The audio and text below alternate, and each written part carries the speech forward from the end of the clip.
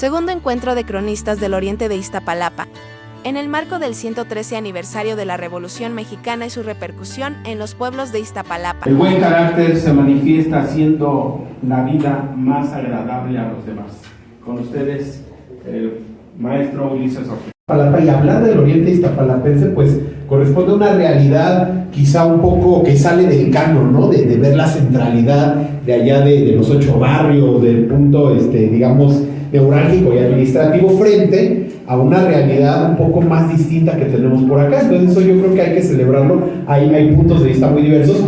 Y discúlpenme, reciclo la presentación que había ocupado allá justamente en el Archivo Histórico de Iztapalapa, pero bueno, esta es una versión un poquito más condensada, más breve, más rápida, de algo que quería compartir con ustedes. El estudio de la Revolución Mexicana en el área iztapalapense, partiendo justamente de las evidencias documentales que tenemos. ¿De qué vamos a hablar? Muy simple.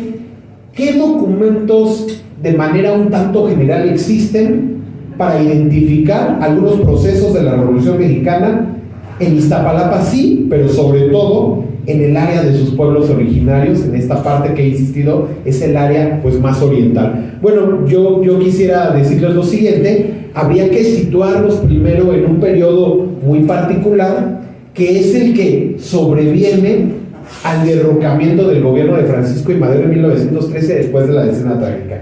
Más o menos por ahí andamos. Eso no significa que no haya habido presencia de los movimientos revolucionarios en esta zona. Por ahí sabemos que desde 1911 ya había habido un intento de campaña zapatista que había tocado los límites de la ciudad, aquí en nuestra vecina alcaldía Tláhuac.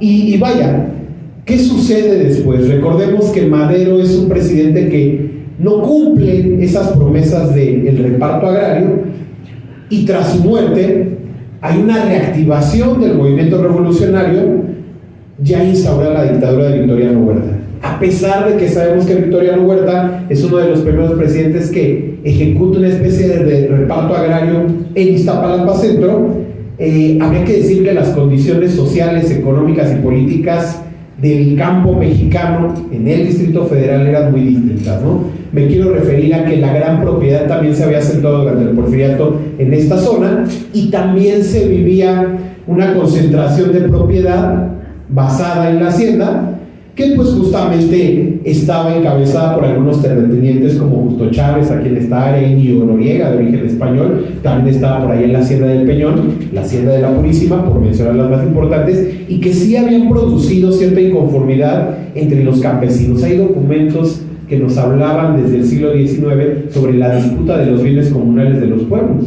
Estos habían elevado sus quejas para pedir la restitución de algunas tierras comunales. Aquí había sucedido con las lagunas que había cerca de Santa Marta, pero también había habido reclamos por parte de las personas que se dedicaban a la cacería de patos, que era una actividad económica muy común en esta área, y bueno, pues las disputas que tenían con los grandes propietarios eran bastante frecuentes. ¿Por qué lo digo? Bueno, pues porque los hacendados daban por sentado que gran parte de las tierras que rodeaban su gran propiedad pues tenían que correspondérseles con un pago por parte de esa explotación. Es decir, en época de lluvias, las charcas que se hacían eran ocupadas, por ejemplo, para la cacería de esta fauna, y bueno, las haciendas querían cobrar por el uso justamente de este tipo de actividades.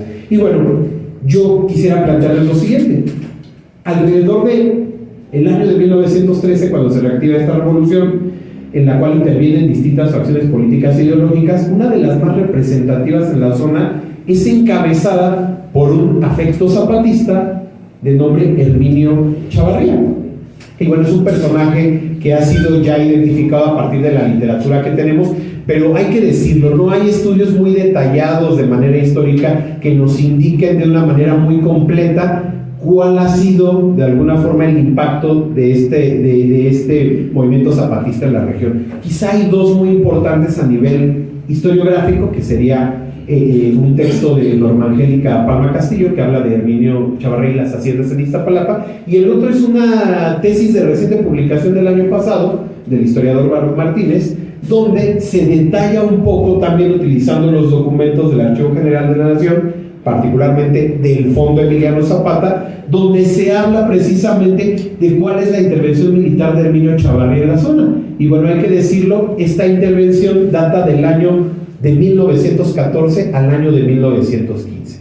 Eso hay que tomarlo muy en cuenta porque anterior a ello solamente la historia oral y también únicamente, yo diría, los testimonios literarios nos habían dado cuenta de esta trascendencia de este movimiento. Entonces, yo me regreso un poquito. El propósito de esta presentación es reconocer que en fondos documentales como el Fondo Emiliano Zapata podemos encontrar parte de los documentos más importantes que nos refieren a la presencia del zapatismo en la región. Y bueno, muchísimas gracias.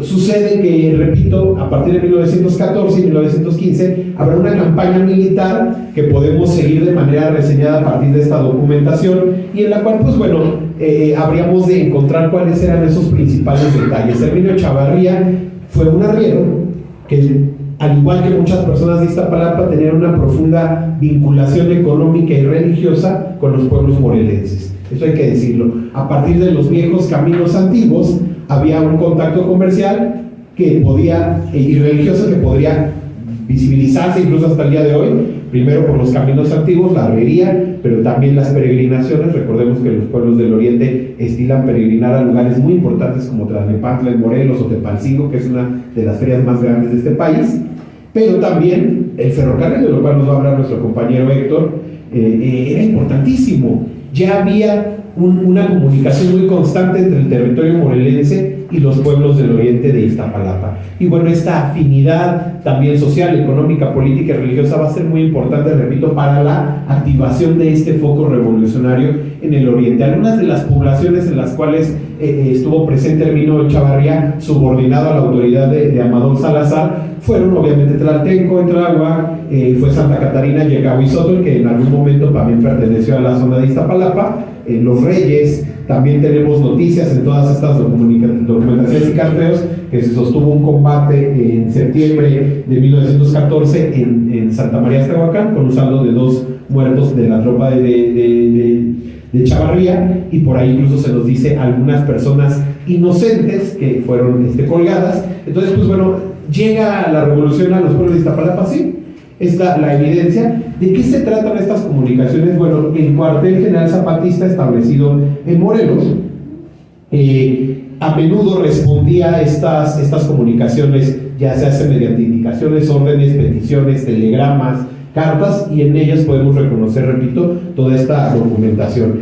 Y bueno, yo presentaba hace unas semanas, unos meses, que pues en muchos de estos documentos encontramos ese auge y caída del zapatismo en la región, especialmente algunos episodios que por ahí parecen bastante interesantes.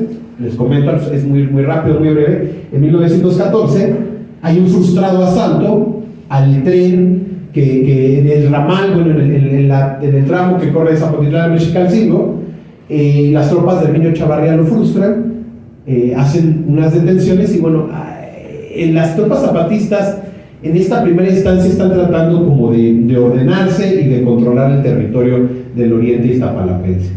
Es decir, también buscan implantar el orden en medio de esa confusión que existe. Es decir, los zapatistas en un primer momento están tratando de controlar el bandidaje, el caos y el desorden que se está experimentando propio de la revolución. Sin embargo, las cosas van a ser muy cambiantes y diferentes unos meses después, puesto que los propios zapatistas van a ser acusados de cometer algunos abusos en contra de la población, precisamente a falta de no tener pertrechos, municiones y, por supuesto, alimentos.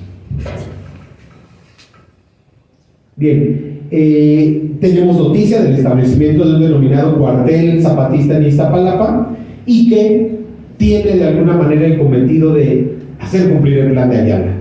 Dentro de sus propósitos del plan de Ayala está la redistribución y entrega de las tierras. Entonces, uno de los actos más destacados de la brigada Echavarría es haber expropiado la hacienda de la Purísima en Iztapalapa para redistribuirla entre los campesinos.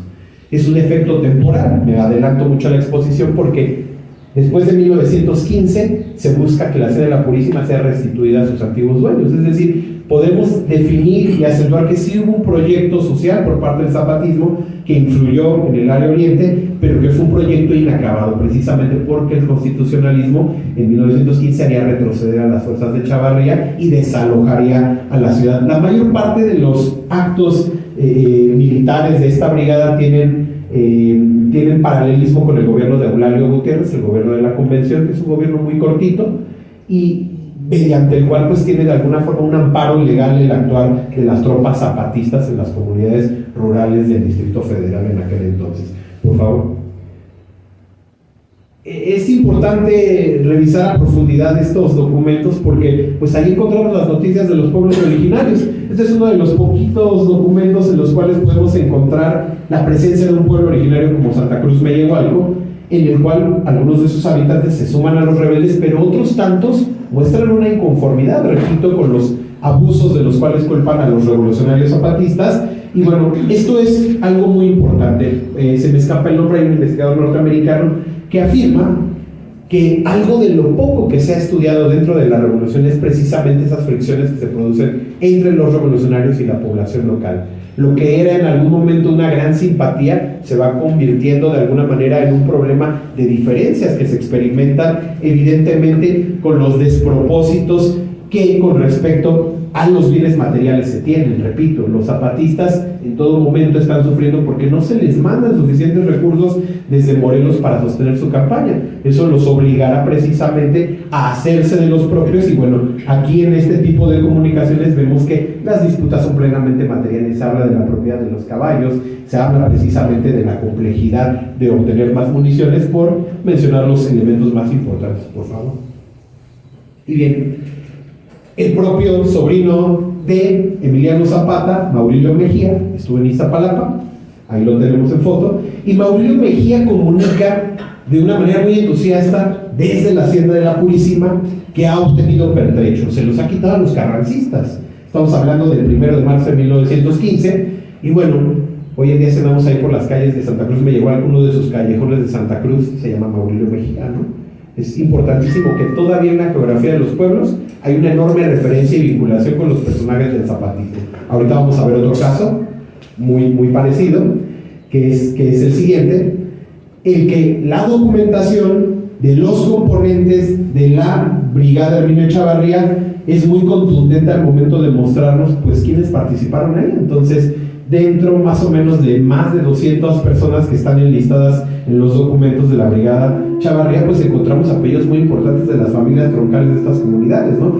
En el caso de Santa María Aztahuacán, el apellido de la familia Medina está muy presente dentro de estos documentos, por mencionarles algo. La familia Chirino, en el caso de Mellehualco, los Galicia. Entonces, creo que hay un ejercicio aquí muy importante de memoria histórica que debe de hacernos reflexionar, repito, sobre esa herencia y esa identidad que es muy difícil borrar de los pueblos iztapalapenses, repito, pensando un poco en esta irradiación de un conflicto que hasta nuestros días pues todavía tiene razón de ser. Ahora precisamente y a propósito del aniversario conmemorativo de la Revolución, cada 19 y 20 de noviembre en Santa María Aztahuacán, en el barrio de La Colorada, se realiza un homenaje cívico para rendir homenaje a los participantes en la Revolución Mexicana. Pero algo interesante también es que habría que verlo, ¿no? Hay otros confines donde la Revolución tiene eco y se hace presente.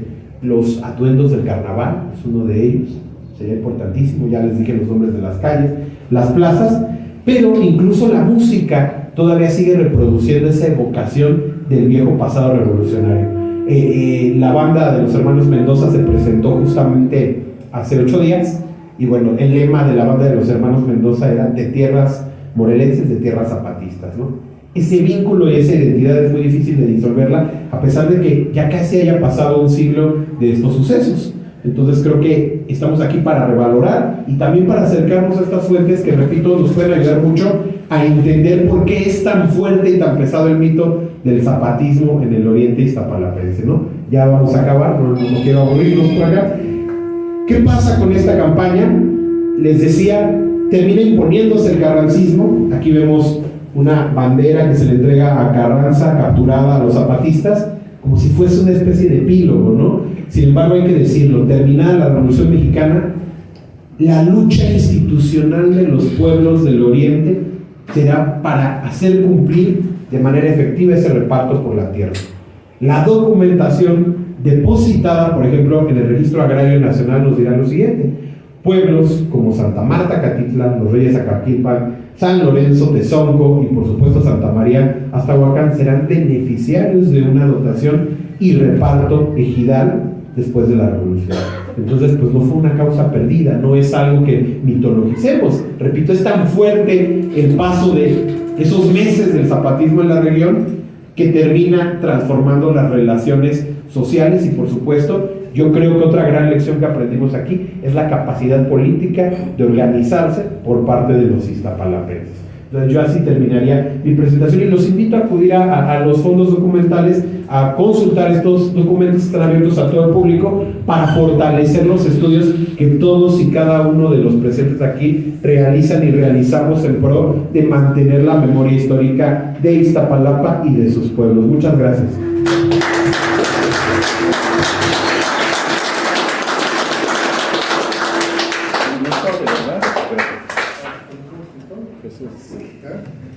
No se vaya que muchas gracias. Recibir un reconocimiento.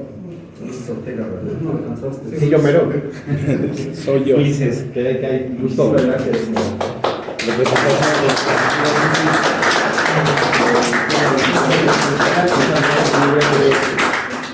hubiéramos querido que firmara nuestro presidente del pueblo de Olivares, que desafortunadamente no está presente en esta permito, pero en calidad de secretario del Consejo, te agradezco a todos. Gracias, muchas gracias. Bueno, pues qué les digo yo, de alguna manera, como ya no voy a decirlo así, pero se enojan conmigo. Yo vengo de otra comunidad, de hecho yo nací allá por el Metro Gómez Farías y de alguna forma pues yo llegué en 1976 a esta zona y hoy que me estoy dando cuenta de tanto documento, tanta información que tienen ustedes y las imágenes, algo que me llamó la atención mucho de esta presentación, el cerro de San Lorenzo Tezonco. Pues ya es medio cerro, es medio cerro, que ya se lo están acabando. Se está acabando ese medio cerro. Y luego, me pregunto yo, la hacienda de la Purísima es ahora lo que se llama la Vicentina y toda esa zona, ¿sí? Porque igual, ¿no? Qué importante para mí en lo personal que no conocemos muchos de esos espacios, saber en dónde están realmente ubicados. Entonces yo la relaciono, ¿por qué? Por la colonia o el Metro Purísima y esa zona que sí conocí yo de más niño y hoy en día también he caminado en esa parte y sí quería saber si era esa así como yo lo refiero. Pues qué gusto con todo esto que ustedes nos están dando la información y bueno, pues ahora tenemos la presentación de Martín Carrillo, así es, que es otro maestro que nos visita, platicando con él, nos dice del estado de Puebla, invitado también por Héctor. Muchas gracias, Héctor, por todo esto que nos van ustedes de alguna forma compartiendo todo este conocimiento que tienen. La vida es rica en saberes, pero la vida es breve y no se vive si no se sabe. Con ustedes, el maestro.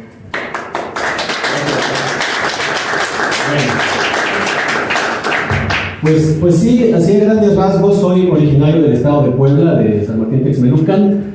Actualmente me encuentro radicando aquí en la Ciudad de México, haciendo estudios de posgrado en la Escuela Nacional de Antropología e Historia, y pues recibí la invitación del maestro Héctor para hablar un poquito sobre esta expedición sueca de la década de los años 30, dar un preámbulo sobre el trabajo de ellos en Chimalhuacán, y de ahí pues voy a aprovechar para desprender un poquito de cómo es que estos expedicionarios también entran a Iztapalapa, y les voy a mostrar algunas de las fotografías de las colecciones más representativas de estos expedicionarios, y aprovecharé para hablar un poquito de otras colecciones que por aquí andan algunas fotografías que fueron tomadas aquí precisamente en toda esta área.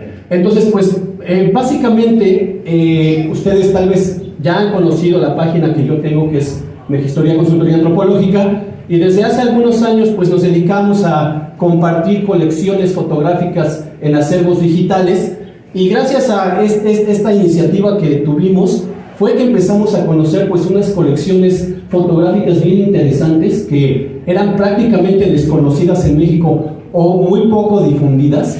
Y lo interesante de estas colecciones es que pues, no encontramos solamente 2 fotografías de un lugar, sino encontramos 30, 40, 118, 120 fotografías de distintas perspectivas de lugares, de pueblos que en muchas ocasiones fueron como que pasados por alto por los fotógrafos, por los investigadores de esas décadas. Entonces, en ese sentido, a mí me gustó mucho este trabajo de compartir los acervos con los vínculos directos para que todas las personas pudieran acceder al material fotográfico. Y una de mis intenciones inicialmente fue, pues guardar los archivos en mi página de Facebook, ¿no? 2, que se fue dando, que los acervos fueran llegando a las personas de los pueblos donde las fotografías fueron producidas y por ende también a los cronistas y a los investigadores independientes, porque muchas de estas colecciones solamente las conocían los investigadores de altos vuelos y muchos eran muy celosos en compartirlas, nunca decían de dónde las obtenían y hasta inclusive se llegaron a molestar cuando yo empecé a compartir esto pues de esta manera tan masiva. Ya les contaré algunas cosas que tuve ahí con el exdirector del Museo Archivo de la Fotografía, pero entonces sí hemos causado ciertas molestias, pero también felicidad, ¿no? Porque las colecciones empezaron a llegar a las personas y a mí me ha dado mucho gusto ver cómo las fotografías ya están circulando, cómo se usan en las presentaciones y han empezado a aportar nuevos datos para interpretar la historia regional de estos pueblos tan interesantes que tenemos en México. Entonces, así a grandes rasgos les platico quiénes fueron esos expedicionarios, qué hicieron y por qué terminaron también vinculados con Iztapalapa. Entonces, primeramente, pues les comparto que el personaje que yo estudio en el posgrado es Ulla Appeles. Él fue un ingeniero noruego, nacido a finales del siglo XIX. Él llega a México a trabajar como ingeniero para empresas estadounidenses, después termina trabajando para Ericsson, y ahí en Ericsson él empieza a tener contacto con una comunidad escandinava, en donde van a estar 2 personajes que ahorita les voy a presentar, que lo empiezan a llevar a conocer estos pueblos. Él empieza yendo a Xochimilco, yendo a Tlalpan, yendo a la Villa, lugares que son ahora sí que turísticos a finales de la década de los años 20, los años 30, pero poco a poco se va adentrando en el conocimiento de otros poblados y así va él adentrándose en esta historia interesantísima de los pueblos de México. Tenemos a Sigvaline. Él fue un arqueólogo, etnólogo sueco, y él es el que va a liderar la primera expedición sueca en el 32, que vino a hacer exploraciones en Teotihuacán, y la segunda expedición sueca del 34-35, que hizo exploración en Chalchicomula de Sesma, o Ciudad Cerdana, ya en el oriente de Puebla. Hizo también exploración en Calpulalpan, Tlaxcala, y también otra vez en Teotihuacán. Pero lo interesante de la segunda expedición sueca es el interés etnográfico. En la primera expedición era arqueológico, la mayoría de las fotografías son de Teotihuacán y otros lugares arqueológicos que él conoce a lo largo de su estancia en México en el 32, pero la segunda expedición es, mientras estamos obteniendo los permisos, ¿qué les parece si vamos a recorrer los pueblos donde están las zonas arqueológicas? Y ellos en esas observaciones llegan a la conclusión que para entender el pasado de los pueblos también es importante conocer el presente, de tal manera que pues puedan identificarse esos elementos de la antigüedad que perviven en los pueblos que ellos empiezan a estudiar, ¿no? Y eso va a ser uno de los factores determinantes que van a, pues ahora sí que a encaminar la producción de todas estas fotografías y documentos que nos dejaron. Luego tenemos a otro personaje que fue Justa Montel. Él fue etnógrafo y él es el que está a cargo pues de este proyecto de recopilar datos etnográficos en la segunda expedición sueca.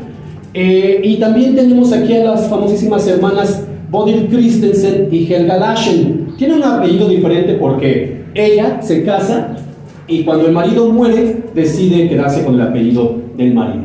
Entonces Bodil trabaja para Ericsson y ella pues tenía un negocio de cueros en Chihuahua y también tuvo una escuela de idiomas en la Ciudad de México, pero ellas son las que llegan antes que apenas llegan el 29. Ellas llegan más o menos en el 24, 25, y entonces ellas tuvieron mucho interés en México y empiezan a conocer los pueblos y empiezan a trabar amistad con muchas personas de las comunidades. Entonces, ellos son básicamente los personajes principales escandinavos, porque también hay 2 miembros mexicanos de la segunda expedición pero están muy relegados en esta historia, ¿no? Entonces, pues ya una de mis chambas es sacarlos también a la luz quiénes fueron ellos y en qué manera participaron. Entonces, la segunda expedición sueca tiene interés en sacar fotografías de corte etnográfico, también sacan filmes y hacen mucho trabajo de etnografía.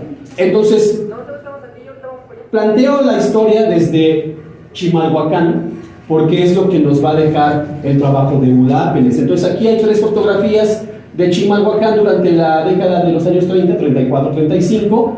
Entonces, vean cómo tienen este interés de retratar por las actividades, ¿no?, de los pobladores de estas comunidades.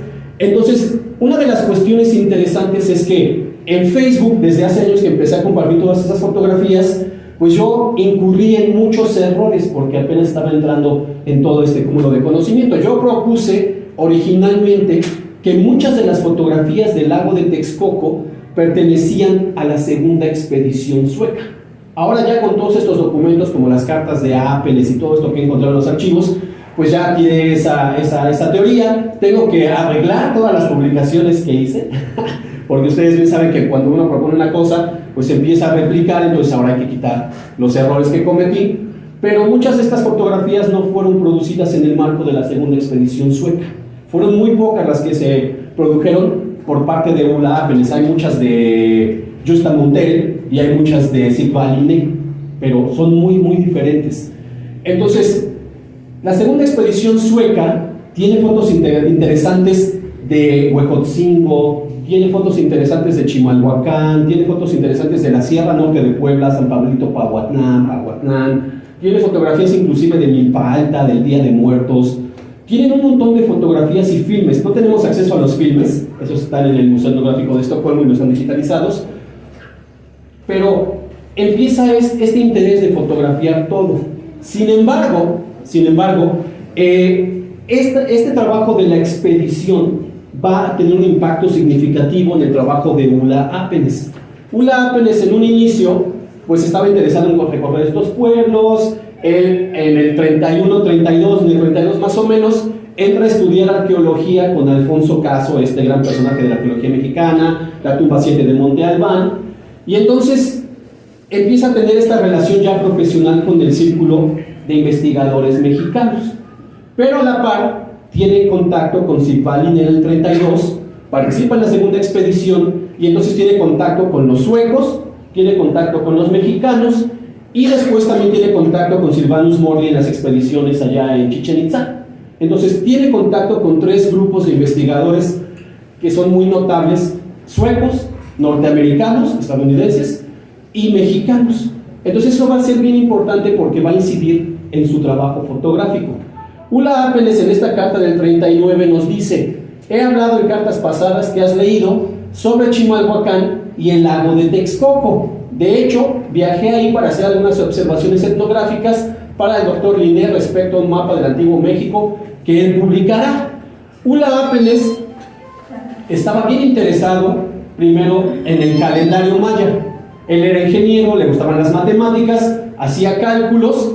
Sin embargo, cuando Linné le dice: quiero publicar el mapa de Uppsala, que es un mapa de mediados del siglo XVI, en donde hay prácticas lacustres al norte de Chimalhuacán, quiero que tú, Ula Apelles, vayas a Chimalhuacán y me digas qué es lo que encuentras, qué información me tienes para ver si esto que está en el mapa de Uppsala todavía existe, ¿no? A ver, ¿qué onda? Y entonces es Bodil Christensen, aquí nos dice, ¿no?, que tales redes se sigan usando todavía hoy después de 400 años. Es un descubrimiento tan singular como importante hecho por la señorita Bodil Christensen en el año de 1937. Como les gustaba andar por los pueblos, pero ya tenían este interés también de investigar, aunque no se habían todavía formado profesionalmente. Estoy hablando de 29, 30, 31, 32. Pues ellos se habían dado cuenta, ¿no?, que en Chimalhuacán todavía se usaban estas redes. Y entonces Bodil Christensen en el 37, a finales del 37, va a Chimalhuacán y saca fotografías de esas redes, ¿no? Y aquí están. Están a la orilla de lo que todavía estaba del lago de Texcoco en ese tiempo, pues porque las ponen ahí para mostrárselas. Entonces Sigvald Linné recibe esta información y le dice a Ula Ápeles, ve a Chimalhuacán, porque ahí todavía se usan esas redes. Y entonces Ula Ápeles nos dice que en una mañana fría de septiembre de 1938, ahí están algunas imágenes de ese Chimalhuacán de finales del 37, principios del 38, y entonces le dice Sigvaline a Ula Ápeles, ve y sácame esas fotografías o obténme esos datos, ¿no? Y entonces en esa fría mañana de septiembre del 38, él va y entonces saca estas fotografías del lago de Texcoco con estas redes en uso, y pues ahí tenemos atrásito, ¿no? Pues el famosísimo Cerro de la Estrella, y entonces pues ahí están, ¿no? Esas fotografías impresionantes que Ula Ápeles tomó de esas prácticas lacustres que estaban registradas en el mapa de Uppsala, y entonces Ula Ápeles pues se da cuenta, ¿no?, que este lago de Texcoco se estaba desecando, en temporada de lluvias crecía, en temporada de secas se iba casi toda el agua, ¿no? Entonces él dice, voy a documentarlo todo lo que yo pueda, lo voy a documentar. Y entonces, esa es una de las cosas bien interesantes del trabajo de Ula Ápeles, es lo que platicaba precisamente con Héctor la otra vez que tuvimos la oportunidad, que Ápeles está influenciado por la antropología mexicana de la posrevolución, por un indigenismo que promovía la integración del indio, como ellos todavía le llamaban, a lo que es la cultura mestiza. Sin embargo, Ula Ápeles también tenía la influencia de la etnología sueca, que promovía la documentación y el registro etnográfico de los pueblos en peligro de desaparecer. Todo eso viene del trabajo del maestro de Sigvaline y Justa Montel, que se llamó Erland Nordenhöl, que hizo trabajo etnográfico en Colombia y en Sudamérica durante la década de los años 20, ¿no? Entonces estos suecos dicen, la industrialización y la modernidad ponen en riesgo las prácticas culturales, las lenguas y la vida de estos pueblos. Si nosotros no documentamos eso, va a desaparecer y no va a quedar nada de ello, ¿no? Entonces, ¿qué es lo que hace Ula Ápeles? Dice, sí, está muy padre, ¿no?, todo lo que está sucediendo en México, yo formo parte también de la Academia Mexicana, pero si no documentamos todo esto que está en los pueblos, todas estas prácticas lacustres, después ya no lo vamos a poder hacer porque van a desaparecer. Entonces, ahí es algo que yo también propongo, que hay una lucha, un enfrentamiento en Ápeles de esa escuela de antropología mexicana con esa escuela de etnología sueca. Por un lado, la integración del indio a la modernidad, y por el otro lado, preservar. Ula Ápeles en sus cartas, cuando habla de Tepoztlán, dice, sí, el Señor Jesús Conde, dice, es el faro que ilumina Tepoztlán, va a traer la modernidad, está promoviendo la construcción de la carretera. Sin embargo, cuando llegue la carretera, va a llegar el turismo y toda la miseria que el progreso trae. Esa es la perspectiva que él tiene. Y ahí es bien interesante porque es un choque entre la perspectiva de estos escandinavos de mantener a los pueblos, por decirlo, intactos, y la autonomía de los pueblos que están buscando también acceder a la modernidad, a las carreteras, a los hospitales y todo eso, ¿no? Es ahí un choque bien interesante de ideologías. Sin embargo, todo eso queda en las fotografías. Ula Ápeles fotografía el lago de Texcoco, ¿no?, y Chimalhuacán, y también anda en muchas otras partes. Sin embargo, Bodil Christensen, aquí están, que también perteneció a este grupo de escandinavos, viene a Iztapalapa y saca unas fotografías bien interesantes que es probable que ustedes también ya las conozcan. Entonces, ella anda por acá, ¿no?, también, a finales de la década de los años 30, y pues ahí se anda dando su vuelta, saca unas fotografías. Bodil Christensen siempre estuvo muy interesada en retratar a la niñez. En muchas de sus colecciones de los distintos pueblos que visitó, los niños son fundamentales. Es algo que casi no vemos en Ápeles, pero a ella le llamó mucho eso, la atención. Casi no retrata la arquitectura de los pueblos, sino a la gente, lo que está haciendo la gente. Ahí nos mencionan los pocos datos del acervo, pues que son unos peregrinos que vienen de Chalma y que pasan por Iztapalapa y que van rumbo a Puebla. Aún no he encontrado más detalles sobre estas fotografías, pero vean cómo estos expedicionarios se interesan en fotografiar estos sitios y nos regalan un montón de fotografías bien interesantes sobre todos estos lugares, ¿no? Por ejemplo, acá donde tengo otras, tenemos, por ejemplo, de la segunda expedición, hay muy poquitas fotografías de Iztapalapa. Por ejemplo, está esta,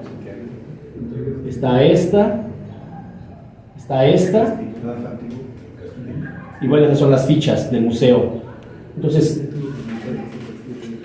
o sea, esas son las fotografías que están en el acervo digital, pero hay muchas otras fotografías que todavía no sabemos, no lo conocemos, hay que ir al archivo, hasta allá, ¿no? Entonces, por ejemplo, estos expedicionarios sacan muchas fotografías y proveen muchos datos y todavía no conocemos todo lo que hicieron, pero no fueron los únicos de estos acervos digitales que hemos compartido en la página, sino que, por ejemplo, allá está una fotografía de Robert Platt del 28, cuando anda ahí en la Magdalena Tlipat, y entonces también nos regala todas esas perspectivas, ¿no? Él era un geógrafo, entonces el interés fue el entorno geográfico, las prácticas de agricultura y todo eso. Entonces, los intereses de los investigadores van a determinar el contenido de las fotografías. Por eso son muy diferentes a las fotografías de tipo postal, que eran muy usuales en 1900, 1910, 20.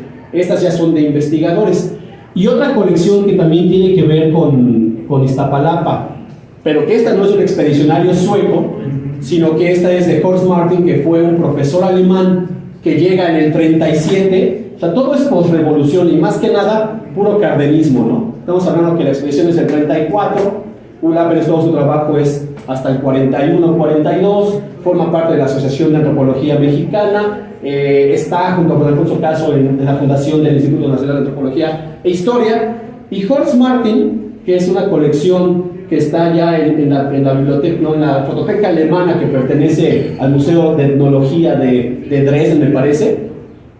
Él es un profesor alemán que llega en el 37 a trabajar en el Colegio Alemán de la Ciudad de México, pero que tenía interés en la fotografía, era muy buen fotógrafo, y sin ser etnólogo, saca muchas fotografías del corte etnográfico. Por ejemplo, estas que ustedes ya conocen, a mí me pareció un verdadero deleite encontrar una secuencia de más de 100 fotografías de todo lo que es alrededor de la Sierra de Santa Catarina, subiéndose al Teutli, atravesando por Tulyehualco, subiéndose a los conos volcánicos, sacando el lago de Texcoco desde allá arriba.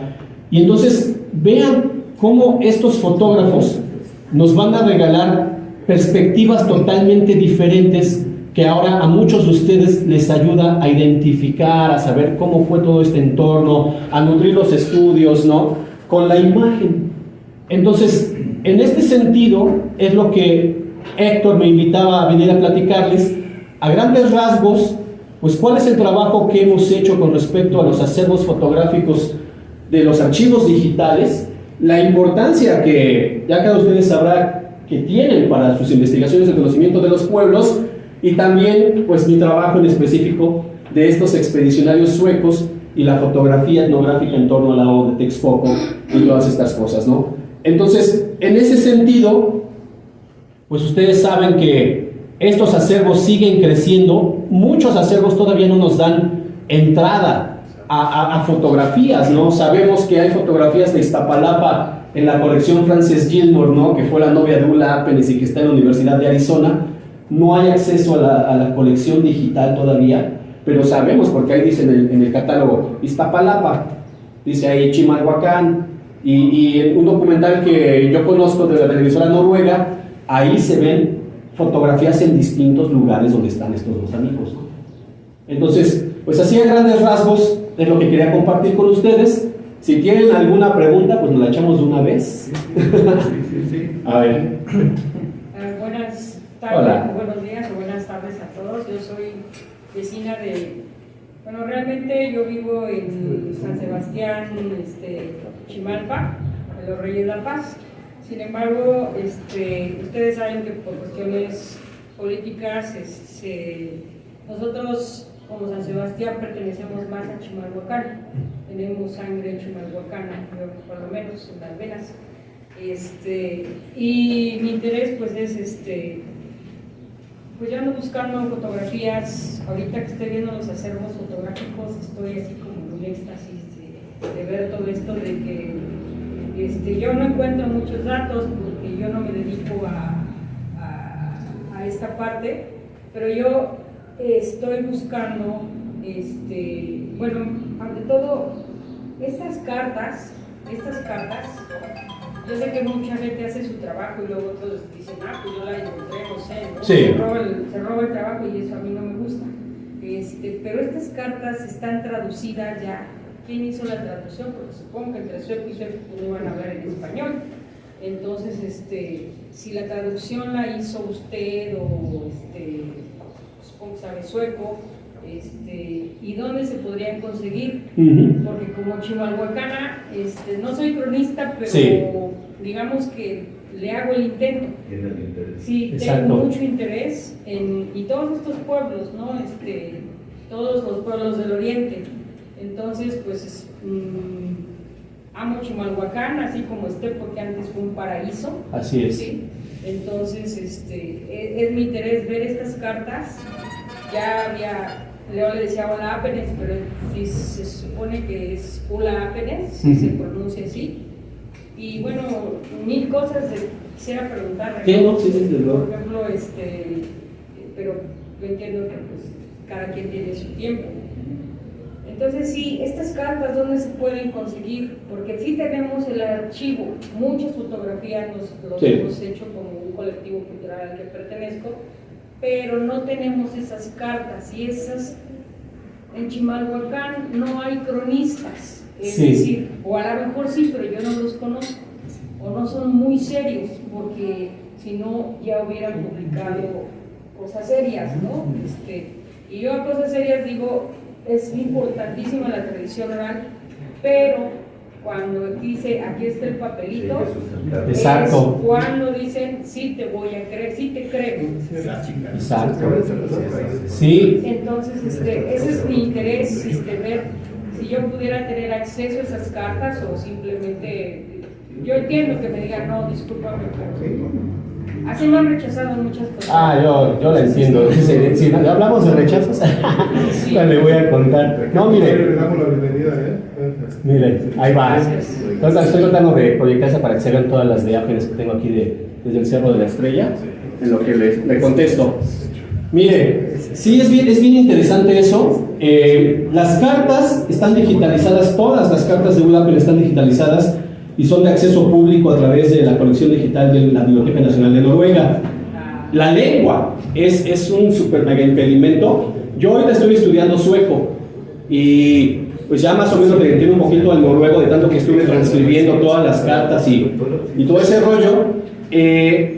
Yo usé Google Translate. Primero, tengo todas transcritas desde mayo del 29 hasta octubre del 41, que es cuando él deja de escribir por la guerra y toda esa cuestión, ¿no? Yo las transcribí, las metí al traductor y medio las arreglé. No las he arreglado porque es una chamota, te va a volverlas a arreglar y hay frases que son bien complicadas. Sí, claro. Yo tengo el Word, ahorita me pasa su correo o nos pasamos el teléfono, mándeme su correo y yo le mando todo mi Word y de ahí puede acceder. Porque ahorita lo que estamos haciendo ahí en Chimalhuacán con el Consejo de los Pueblos Originarios es pláticas donde hablamos de las fotografías, primero fueron de Apenes, ya después incluimos de Body y ahorita de Jeffrey Parsons. Entonces estamos en las iglesias, estamos yendo a las parroquias, a las iglesias, los sacerdotes nos prestan el espacio, con molestia de algunos por los espacios que estamos ocupando, pero el fin justifica los medios.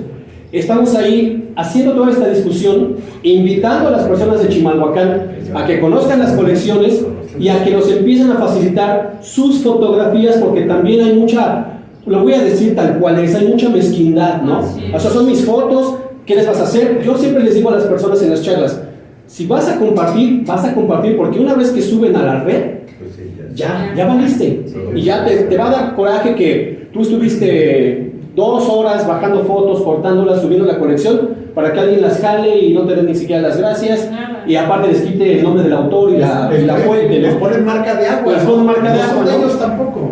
Entonces, yo nunca les he puesto marca de agua en mi historia porque no son mías. A veces sí me molesta que ni las gracias dan, pero es la chamba del divulgador. Si tú me solicitas las cartas y yo me pongo así que, yo me tardé horas en transcribir, soy investigador y soy divulgador. O sea, no tendría ningún sentido que me dedicara a esto si no quiero compartirlo contigo. yo tengo todas esas, ahorita hay pedazos de las manuscritas que son un horror porque una apenas se escribía con los pies, pero estoy jalando de algunas partes para entender por qué llega a México. Te paso todas las cartas porque ahí, gracias a ellas, es que yo pude determinar a qué temporalidad correspondían muchas de estas fotos y quitarme esos errores de que fueron producidas en la segunda expedición, porque él te dice, hay datos ya sobre Ápenes también, ahorita es lo que estoy consultando, ahí en el fondo Alfonso Caso de la biblioteca Juan Comas, en la UNAM, porque estuvo vinculado con todo esto del indigenismo y antropología y todo ese rollo, entonces también por ahí puedes ir a buscar cosas, pero yo te paso todo eso, te paso todos los vínculos de los archivos de Chimalhuacán y fotografías, porque precisamente lo que queremos a través de este proyecto es que ustedes se acerquen al material, que conozcan también dónde están las fuentes porque son digitales.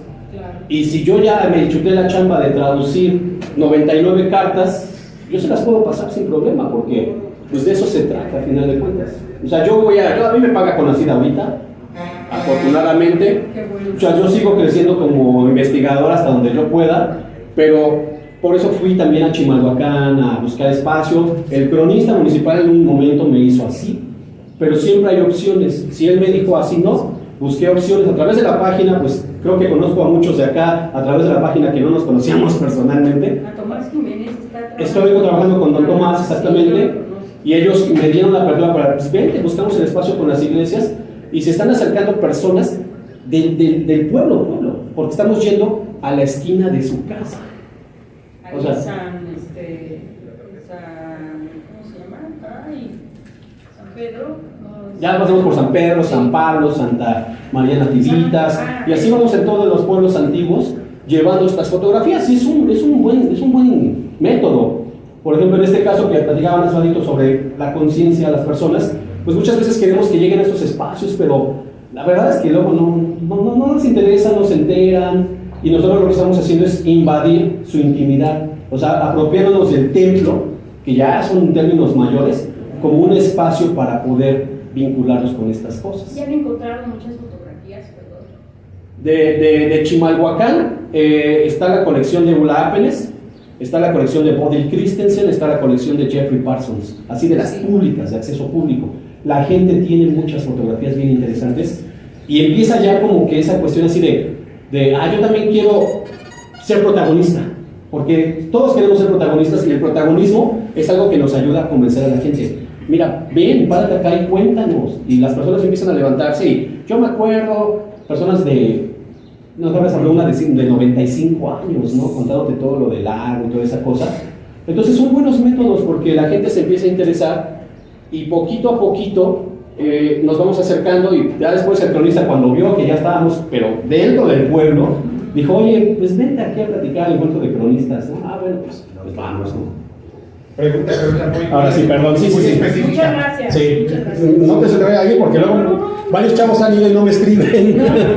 Muy específica. Adelante. Me comentabas que hubo acompañantes mexicanos con este tipo de etnógrafos, y por el periodo que es el cardenismo es muy semejante a lo que hicieron las personas de Berlín con respecto a ir a grabar las salineras allá a Klixco, me parece, este video tan importante de Schoenberg del Pulque también. Pregunta, Sí. ¿has encontrado en las cartas si personal de Secretaría de Gobernación estaba enterado de estas actividades que realizaban estos etnógrafos, o a la libre tal parece que se lo aventaron? No, fíjate que no he encontrado en las cartas eso, y es una de las partes que me falta investigar en los archivos gubernamentales, porque sí pedían permisos. O sea, de hecho, ahorita me leí un libro que se llama En busca del alma nacional, y entonces ella maneja toda esa cuestión de la posrevolución y toda la cuestión de la arqueología. Tenías que hacer una solicitud, un permiso, exponer el proyecto, el gobierno te lo tenía que aceptar, con ya las limitantes que te ponía de que no te podías llevar piezas arqueológicas, no podías hacer esto, no podías hacer lo otro, y una vez que te daban el permiso, pues ya empezabas a hacer las excavaciones o los registros. En el caso de Sigvald sabemos, por lo que él dice en algunos textos, que sí pidió los permisos, y mientras esperaba la respuesta, ellos ya estaban en México fotografiando y haciendo cosas.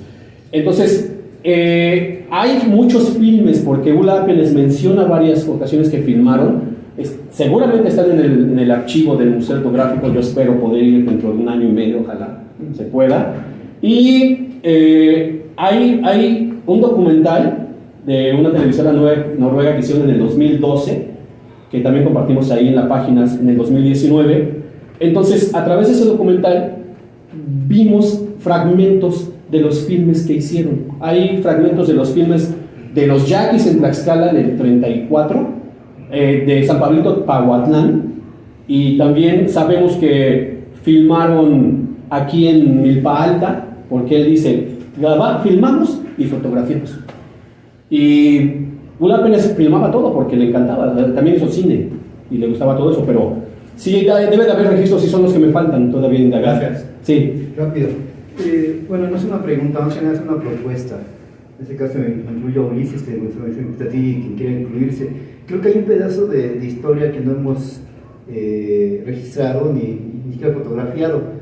Antiguamente, para cruzar los cerros había un caminito que era aquí de Jalpa, se cruzaba por los cerros y bajamos a Tlaltenco.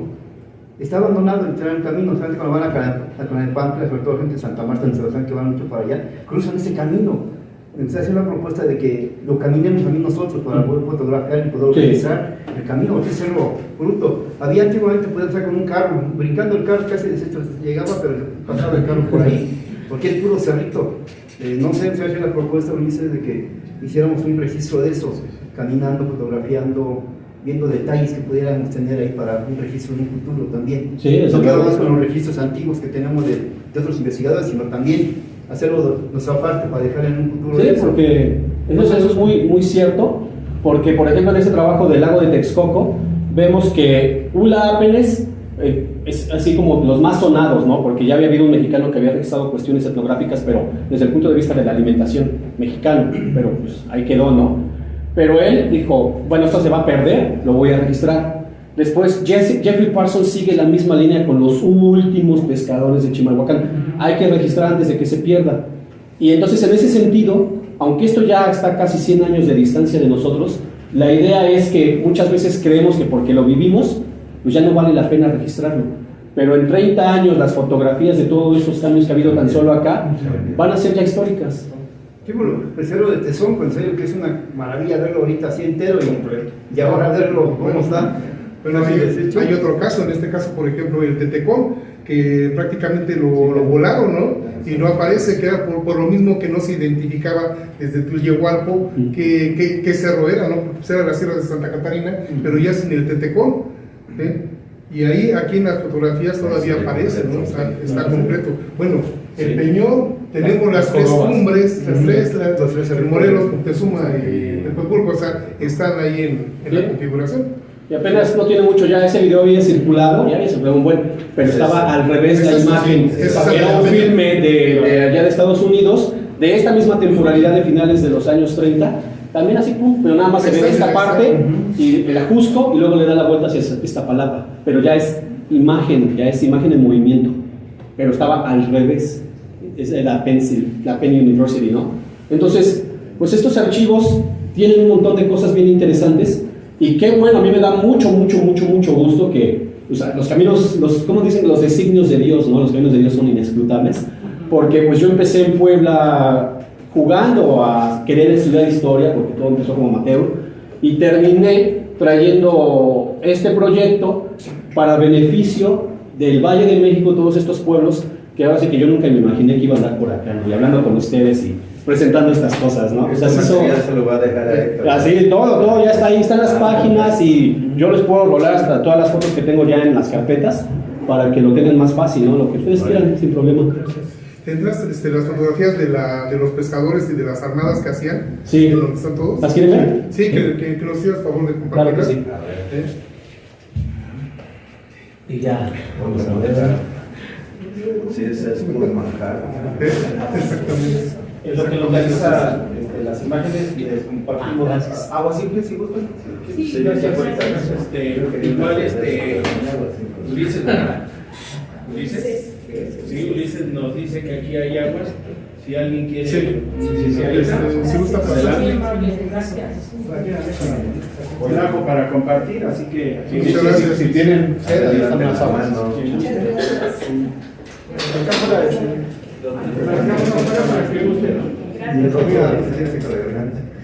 No he hablado yo, pero sí me sé que la verdad. Perfecto. Y les comentamos que también todo lo que estamos aquí viviendo lo estamos transmitiendo a la Radio Tecolote. Igual, por si les pasó algo, ahí con calma lo pueden checar. Sé que compartirlo de vez ahorita de nuevo lo comparto. Estamos transmitiendo en vivo, de hecho. Miren, esas son de. Mira, aquí tengo ya un buen de las que estamos presentando allá. Entonces aquí hay muchas de Ulla Pérez. Bueno, de Christensen, que ya les mostré algunas.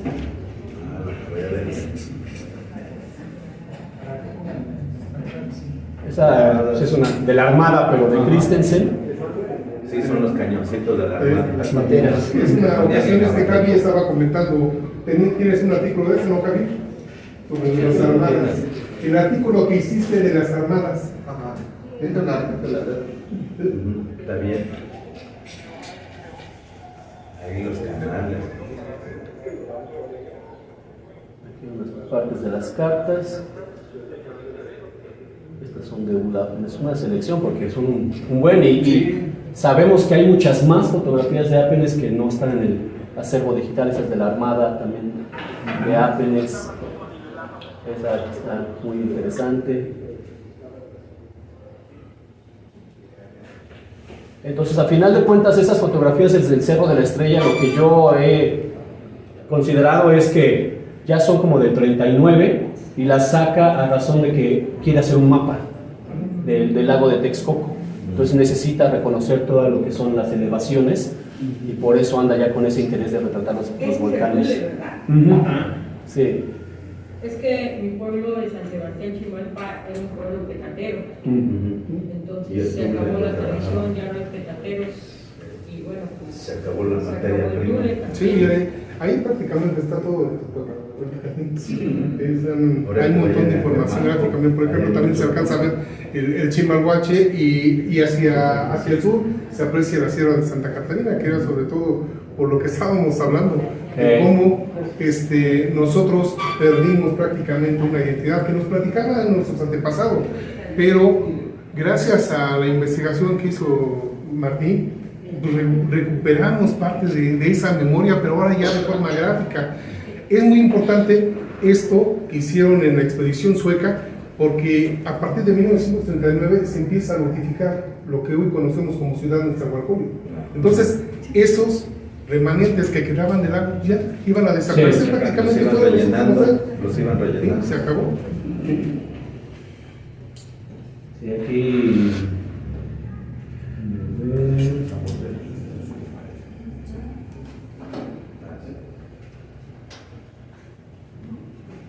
No, ya no sé ni dónde quedan las demás. Pero bueno, pues. Seguimos Gracias. entonces.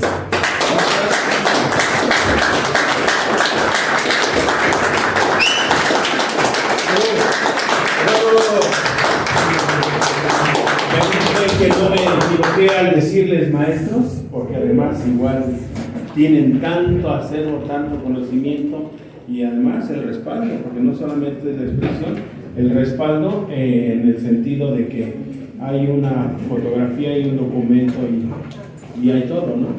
Entonces, pues Martín, yo quiero comentar algo al respecto porque pues igual la quiero abordar con una frase que esto de compartir, qué importante es. Yo fui un maestro de artes plásticas improvisado, mi perfil es de arquitectura, pero finalmente abandoné la arquitectura para dar clases y la verdad es que me encuentro contento, satisfecho de haber renunciado a mi carrera para dar clases y compartir el conocimiento.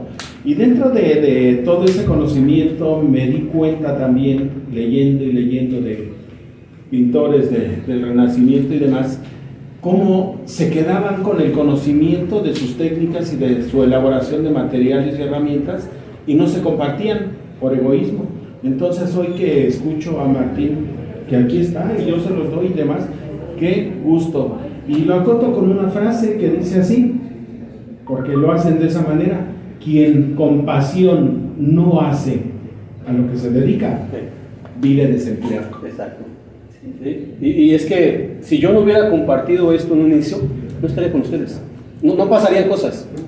O sea, me lo quedo y conocimiento muerto ahí en mí y no estaría aquí, tal vez seguiría en Puebla o no sé qué estaría haciendo, pero es un hecho que no estaría aquí disfrutando de estas charlas con ustedes. Y eso disfrute, Es un hecho. Pues aprovechando una de las imágenes, sí, con eso es con lo que estamos dando fondo a Sí. los reconocimientos. Gracias, Martín, por permitirme ocupar No. ese material. Son de los archivos, ahora sí. Sí. Muchas gracias. Finalmente para Martín Carrera, reconocimiento y lo que ha aportado seguramente a todos los vecinos y amigos que están aquí les va a interesar más y seguramente no será la primera ocasión que estés con nosotros. Te agradecemos mucho. Muchas gracias. Gracias por todo. Bueno, pues yo igualmente, Martín, gracias. Yo también quiero hacer mi aportación porque ahorita que con esta exposición de Martín, a mí me movió en mi memoria muchas cosas, porque mi abuela era originaria de San Lorenzo, Chimalco.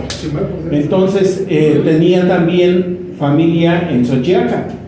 Entonces recordar esas partes y el haber caminado con mis tíos y ir a cazar chichicuilote y pato a la laguna que está ahora el Estadio Nesa y toda esa zona, pues a mí me tocó colectar aguautle. Era una manera muy de ellos, la manera como se colectaba el aguautle. Pero les digo una cosa, todo eso lo viví de niño y me queda en la memoria. Y algo bien importante, de verdad, porque esa comida tan rica, tan natural que se daba y se da en los pueblos, que ya no volveré a probar porque de verdad, créanlo, unos frijoles de la olla con un par de huevos estrellados como me los hizo mi tía Pancha, no los he vuelto a comer. Entonces, qué felicidad recordar todo esto. Bueno, pues ahora tenemos...